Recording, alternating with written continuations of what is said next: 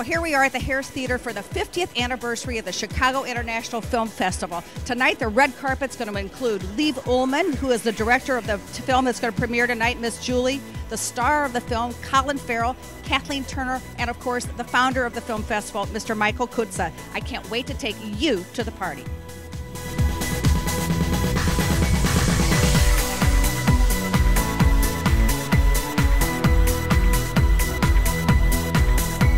This is your 50th anniversary. I mean, how excited, how does that feel? I can't even imagine. What can I say? What can I say? It's another day at the office. Oh, it is not. I mean, yeah. How do you envision this all mapping out? I envision us having our own place, doing year-round film things like we do, but it's having it in our own building, and more educational programs, and just year-round. And because I got this great team, and they're capable of doing anything, you know? You have put Chicago on the map for film, Michael. I think we have. I agree with you on that. Chicago didn't even know what these things were, and in 50 years, we've changed the appetites for people looking at foreign film and loving them and wanting more. So tell me a little bit about your film. So it follows a mother-daughter relationship, and the daughter is actually the survivor of a school shooting. She lost her husband in it too.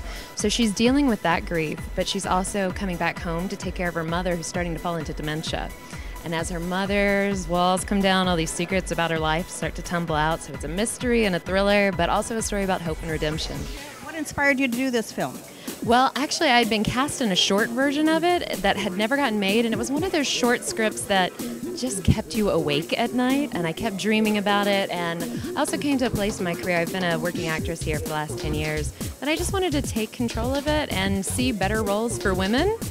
So I created this, and it stars two women, and you know, that are not 20 years old and with their boobs out. I'm all for that. I know you're taking one step at a time, but do you have something planned already for after this film? Oh, absolutely. Yeah, there's definitely more films that I want to make telling more women's stories.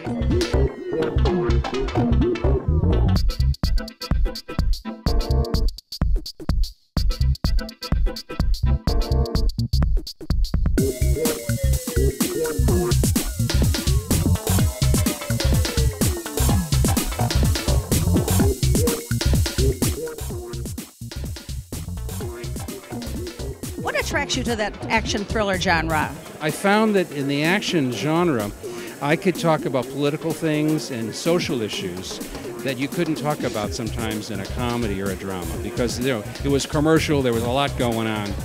But I've done other kinds of films. I did a film called Holes, based on an award-winning children's book with Shia LaBeouf and John Voight and Sigourney Weaver. It was very successful, and I'm trying to do some family-oriented kind of films now that can travel around the world. What do you like best about making films in Chicago? The people, the architecture, the cooperation, and knowing where to go. Do you have something that's on your bucket list for filmmaking? Bucket list is something you do before you die, right? Sure. I'm trying to make a modern interpretation of Treasure Island in post-Katrina, Louisiana, with the treasure of Jean Lafitte, the famous pirate. You've worked on stage, screen, and film, and out of all those genres, do you have a favorite? Well, I have to confess, it is stage for myself personally, because it's just so gloriously alive to me, you know, to be in the house with people as it happens. It's just fantastic. We can't do a lot of the stuff that you can do with a camera, you know, but to me, the live element adds so much to it. What are you going to be looking for in the film? Well, first of all, I'm not going to start out with any preconceptions. We have an extraordinary array of films, and I get to, well, I guess I'm sort of the deciding vote. You know, there are 5 of us, so somebody has to be the tiebreaker, so that'll be me. And so, do you think the role of women in films has changed since the time when you first started to now? And if so, how do you think it's changed? I do think it's changed. I think it's actually less. I really do. I think I was listening to something the other day.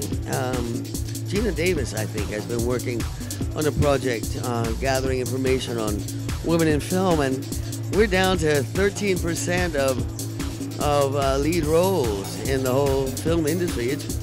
It's pretty sad, like a lot of other things happening to women in this country right now.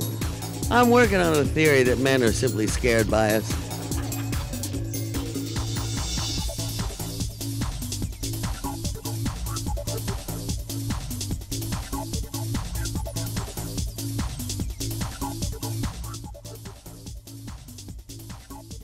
How did Jessica Chastain look on film? She's worth all the gold in this world, and I think that she obviously should get the Oscar for this. Yes, that's like the best acting I ever encountered.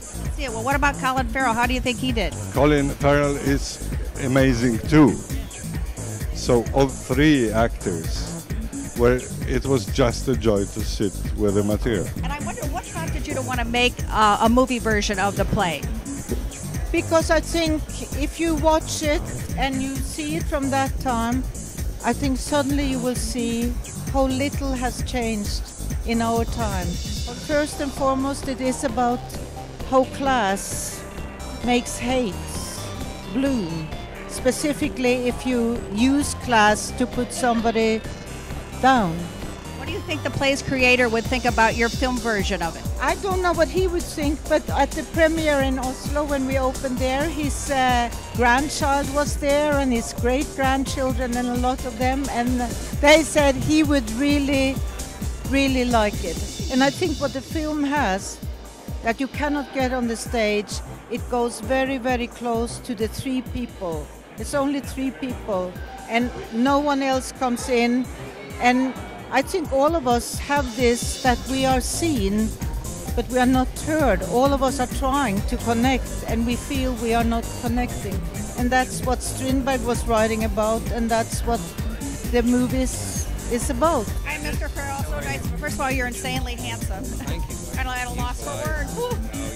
Anyway, you're from Dublin, and this film was shot in Ireland. How was it working in your native country? I love working. It was actually really interesting because we shot in Northern Ireland, which I wouldn't even know how to separate it from Southern Ireland. I mean, I know that there are people that would, and there has been great pains born of the separation between the north and the south of the island that I was born on and love so dearly. But it was amazing to work with a cast of, you know, dudes from Belfast and dudes from Fermanagh and dudes from Donegal and dudes from Dublin and a couple from Cork, and it was great. It was really brilliant. It felt like a very unified set. It was a very tight set, and I loved being home. I mean, it felt like home. You know, it was a 3-hour drive from where I grew up, and I got to go back to Dublin, you know, a couple of weekends, but it was amazing. If you weren't an actor, what would you like to be? What would I like to be? The only thing I ever gave any consideration to was journalism. That was the only thing I ever thought that had any kind of academia involved to realize that, as in, you know, there was a process. It's not all it's cracked up to be. So I believe. I've heard. Neither is acting. Certainly not fame. Acting's all right. What's up next for you? True Detective. Start that, I think, mid-November, and that'll take me 4 or 5 months, and then just reading things and seeing what's up next.